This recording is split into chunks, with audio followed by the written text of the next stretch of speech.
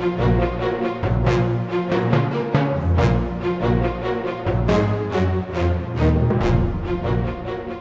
strange story of Hitler's Arab and black soldiers begins not in Europe but in Iraq in April 1941, when some pro-German Iraqi officers overthrew the pro-British royal regime. Hoping to foment a wider revolt against the British in Iraq, the new government invited German and Italian forces into the country, particularly German Luftwaffe aircraft. The British could not permit such a threat to develop in Iraq. The go-between helping the rebels was the Grand Mufti of Jerusalem, Amin al-Husseini, who had been on the run from the British for years. The Grand Mufti was the Sunni Muslim cleric in charge of Jerusalem's Islamic holy places, and a very important figure among Arab nationalists. In May 1941, the British invaded Iraq and defeated the rebels.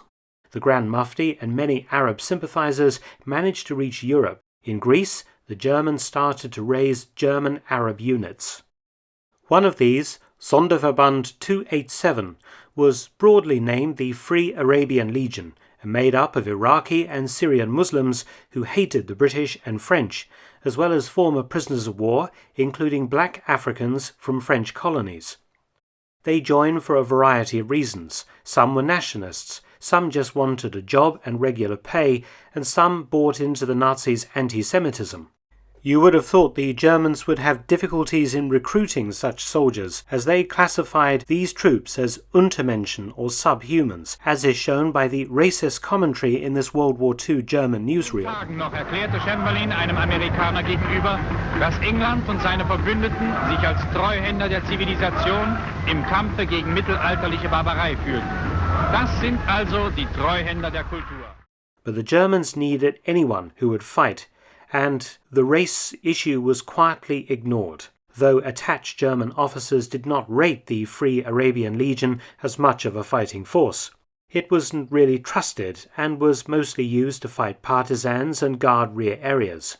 The unit's 3rd Battalion took part in the German offensive into the Caucasus in the Soviet Union in September 1942. It was planned that they would enter Iraq as the Wehrmacht advanced. That never happened, and the battalion went instead to Tunisia, where it successfully recruited more Arabs to a reserve guard battalion. However, the entire force was captured when the Axis surrendered in North Africa in May 1943. Some Arab volunteers and French Muslims were formed into German Arab Battalion 845 in mid-1943. Sent to Greece, the battalion combated Greek partisans.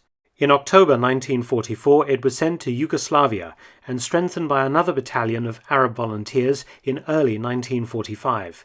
It ended the war near Zagreb.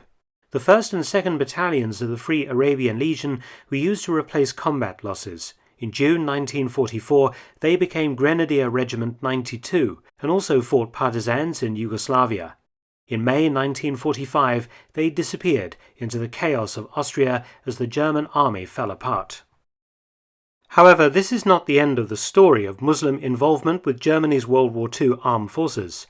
Heinrich Himmler, Reichsführer SS, always keen to expand his SS, would seek to recruit European Muslims from Yugoslavia into his forces. But the story of the Muslim SS is for another time. Thanks for watching. Please subscribe and share, and also help support my channel at PayPal and Patreon. Details in the description box.